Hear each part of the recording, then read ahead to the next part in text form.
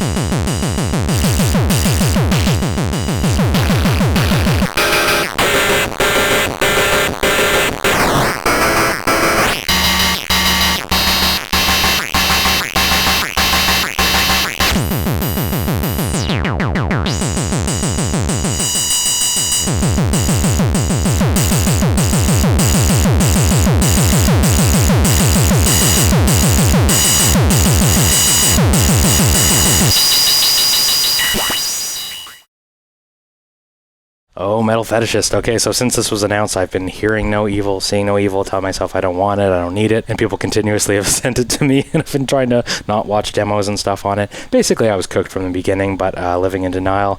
It's so tafony coded, it's crazy. Just like a drum-focused modular-ish thing that is incredibly nasty. Obviously, that's something I'm going to love, and I do. Two things that kind of push that over the edge for me in the end, though. One, trying that defam, I really like. Was super impressed. Obviously, like, I knew I would kind of enjoy it, but like I didn't really appreciate how much, like how fun it was to be generative and get crazy with it and send modulation and mess with that sequencer and skipping steps and stuff by turning the velocity down and everything. The worm was in my ear again about Metal Fetishist because I was trying that out. I'm like, yeah, I want to try it. And then anyway, I also have a show coming up that I have to fill like an entire hour with.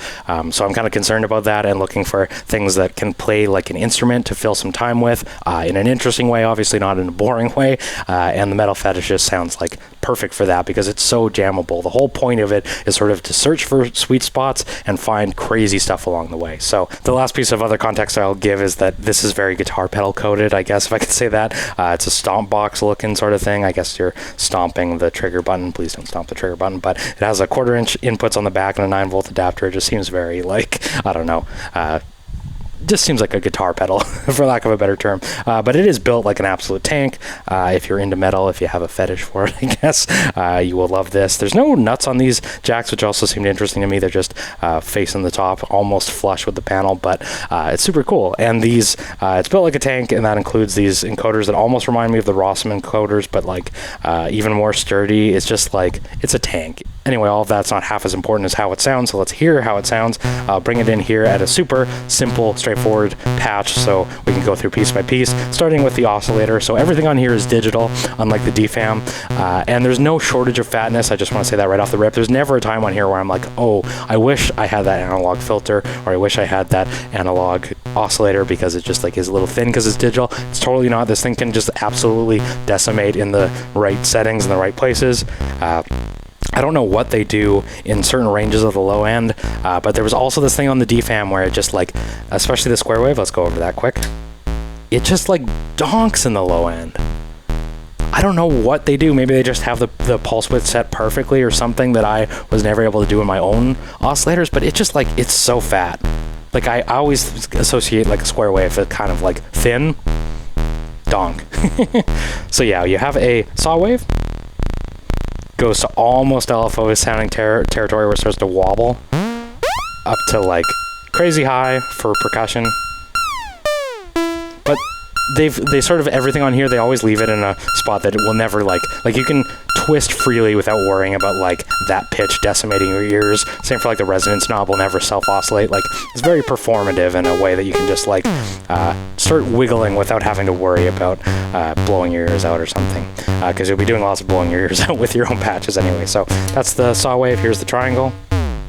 Again, this right here is where I'm going to live 90% of the time, but it does go even lower. Kind of almost starts to get out of audio territory, and then gets into what did Joey say, duck hunt territory. It just gets like totally video gamey. So mirroring the filter section to the right, you have a decay and an amount. So it has an envelope that follows the same trigger envelope or the trigger button if you want to use it. If we bring that in the amount, so if I make it super short, you can crank the amount all the way and it won't really change anything. But if you make it a little longer, bring in that amount, get that classic drum pitch bend. And again, this is where 90% of the time I want to be. It just like makes for super fat kicks. Pitch that up more. Super fat laser guns too. Super fat space farts. With some pitch bend this time. This is where the range really is like, it gets really metallic, like cymbal metallic, in a nice way. If I make my VCA, which I'll get to in a bit, that decay super short, you just get like perkiness. But when I hear one oscillator, and this kind of applied to the Moog Mother 32, I'm like, oh, that seems like super limiting, right? But it's really like there's no shortage of fatness here in the right settings, right? So if I open my VCA up again, like, it's so fat. Like there's nothing left to be desired there. There's nothing missing, right? Pitch this up a little bit. So there's this noise mixer. So on the left here, we're all the way in the oscillator side, but you can blend in some white noise. Because I think it's white. It is digital, so maybe they filtered it a little bit. You can blend in a little bit of that. I don't like to do it so much on this knob. I'll talk about how I do it with modulation a little bit, but it is there. If you want to make snares, you can completely forego the oscillator and just make them. And the fun and the performative instrument aspect of the Metal Fetishist is sort of using modulation and random jumping to go from this to this, right? Love that. And then let's jump over to the filter section. So it mirrors the layout and the envelope section of our oscillator section. Let's open up the decay just so I can do some filter sweeping, basically. Pitch this up a little bit. So bring in some resonance. This is low pass mode. It's not as like liquid as the DFAM's filter is. Like it's not ladder, I don't think. Maybe it is. Although, yeah, it's a little tasty. I think it just is set up in a way that allows you to be nastier with it. Like I can completely dime the resonance, it won't self-oscillate, and I don't lose any low end, right? Unless I completely bring it all the way down. The resonance all the way cranked gives it a nice metallicness without like screeching, right? Which I really like. If we get into high pass mode, almost hear some noise. Oh, I have some noise blended in. But you do like lots of noise. Resonance coming down. Form anti stuff. Again, special, like finding the sweet spots is what this is all about. Bring my VCA envelope all the way down. But when you find the sweet spots on the filter, you want to bring in that filter envelope. So decay, we'll bring in a ton of amount just to make this really crazy. Get some form anti stuff, some vowel-y stuff going. A little less resonance. I'll go over to that triangle wave again. Go over to that saw wave again. Open my VCA more. I don't find I'm in high pass mode too much, other than it's a fun performance tool to just like wiggle with it and then switch it. Make our keep our decay short. Sometimes I find when you're getting too crazy with the wiggling, if you have the decay open super far, then you're like, well, it's not changing anything with the amount knob. Well, because your envelope is so long, it's not closing again, right? So keep it short, and then crank up the amount. Try and do like an almost low pass gate here. If you really want some like dubstep from hell, I don't know, make it wub, right? Do pitch envelope too.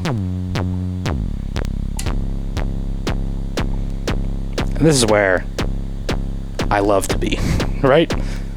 Bring in a little bit of noise. Yeah. So then, there is a distortion section on this. I'm gonna make this pretty vanilla just so we can really hear it. I found in the videos it was kind of just like Some of the videos I was watching, they, you know, were already crazy by the time they got to that point, so I'm going to try not be.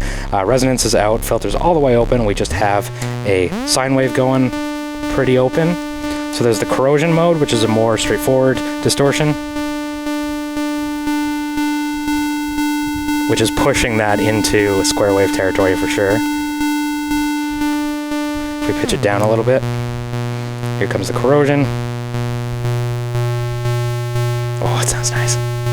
Let's go over to our square wave, pitch that down a little bit. Corrosion all the way off. This is the dry. Bring it up.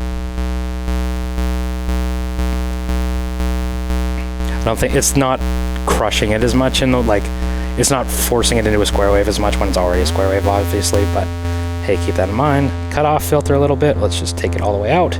Do some, you know, some more straight up patch. And then bring in the corrosion.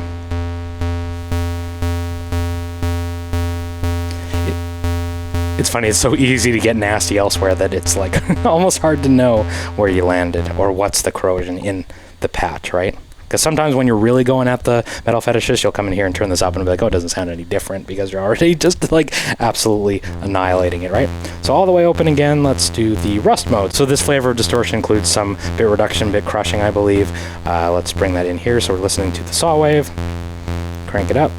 And in the top end, it's gonna start turning into a square wave, playing some Nintendo games, which I love.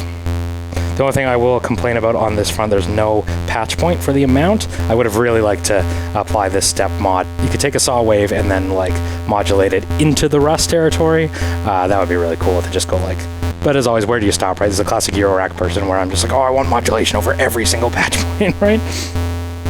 That's the corrosion mode. Let's go into a more straightforward patch. I'll bring in some pitch bend. We'll do some resonance on my filter, bring it up. Rust all the way off, blend it in.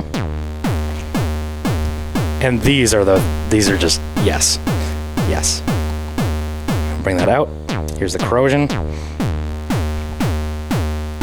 Go somewhere in between corrosion versus rust. Rust, corrosion. Rust, corrosion. Square wave, corrosion, dry, corrosion, rust, dry. Yeah, it's like I said, when you get nasty elsewhere, it starts to all sort of blend into one.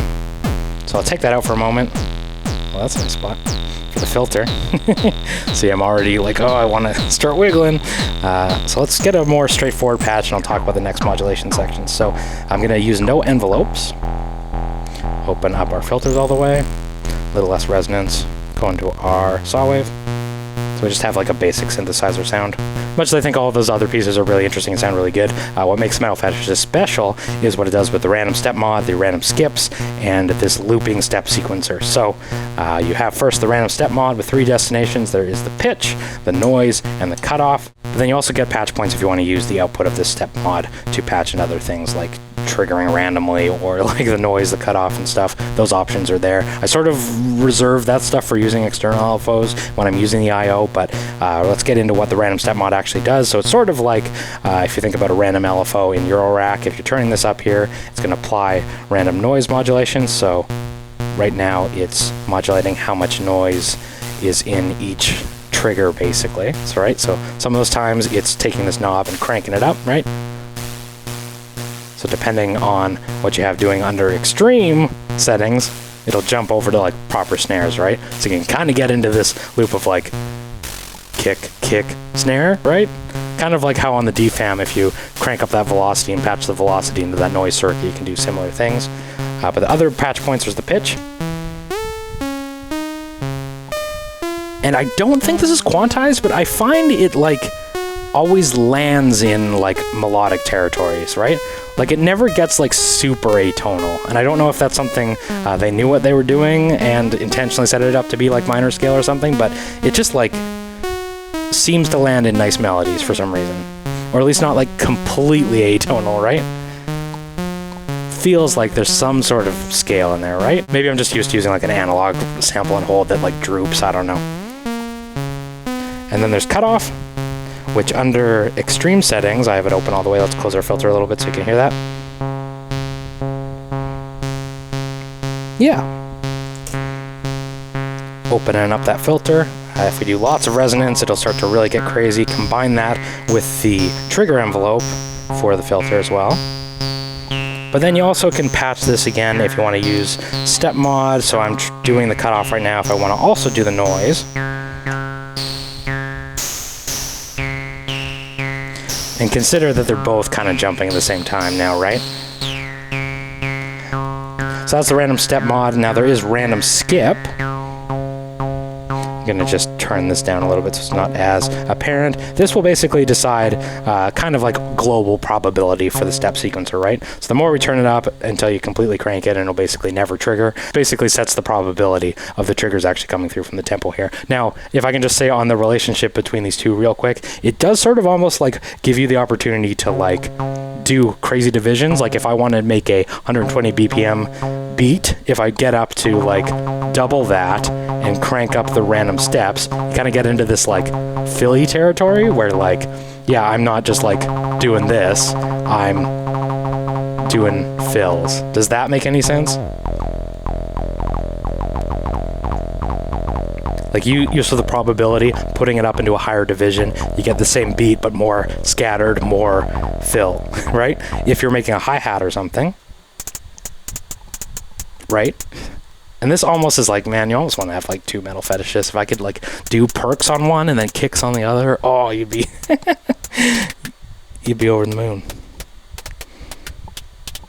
But then on that note, I also feel like Metal Fetishist is like a perfect platform for sampling because you could do crazy experimental, just go wacky with it, do maybe not even use the sequencer and just trigger it and sample it into something else. And then you can get all the different Metal Fetishist voices in the sampler and create an entire Metal Fetishist kit, which is kind of what I want to do eventually, but not at this moment.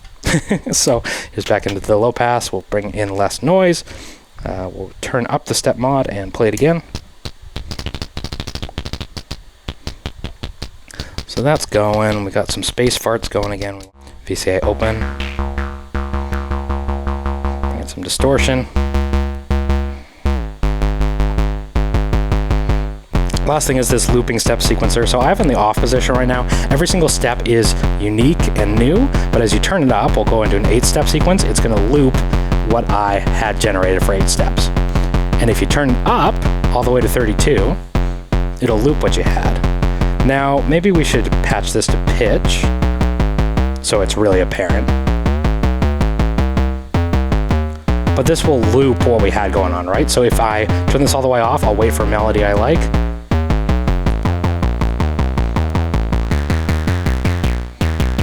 Okay, let's say I really like that. 8-step sequence out of it. And then this is what I'm intending to do with a live set. We'll bring this up to the 32. So that first 8 steps is still in there, but it's extended up all the way to 32 steps. If we bring it back down, back to 8 steps, it'll go back to that same loop. And then go down to 2, it'll just do 1, 2, 1, 2, 1, 2. Crank it all the way up. The last thing that I haven't covered is you can send audio in to replace that noise circuit. So my favorite quirky voice that I want to use is the interstellar radio, so that's coming in. I don't know how this is going to handle Eurorack level, but it goes anyway. Yeah, oh, we want metal. We got metal.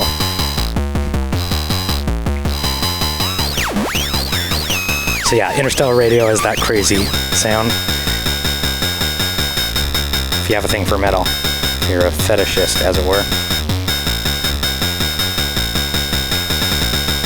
Let's bring up the tempo and skips a bit. So see, there is like definitely a melody in there, right? Let's turn the volume down.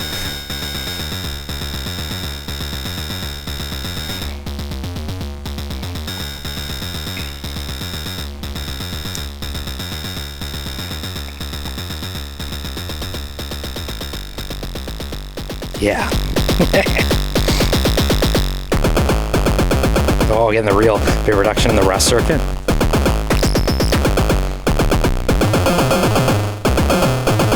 again, this is using external source. That noise source is not the one that's on board, but yeah. And this is just like, yeah, this is tafony heaven right now. Let's take off that pitch loop and go to noise. Now patch this other side to cut off so I can use 2. What if I use the trigger output to kind of send a square wave to the cutoff? Does that work? I think it is. I think it's popping it, right? Let's produce some more random skips, shorter decays. No, longer decays. I feel like it's fun to put that up. Just into like droning but envelopes pummeling it still territory, right? Distortion down. Corrosion side. I will say corrosion lets you get nastier. Like, it's not as a nasty effect, but when you crank it up all the way, you don't get as much bit reduction. You can pummel it harder, you know? Yeah. Let's crank this up all the way. You can get into audio rate territory too, just like the DFAM, even though this is digital. So you can drone. Yeah. Again, that's interstellar radio if we use the onboard noise source. I do sort of feel like you're remiss to not use something crazy. That's the interstellar radio. What if I use, I don't know. What's another crazy voice I have? The Roski? Yeah. More skips.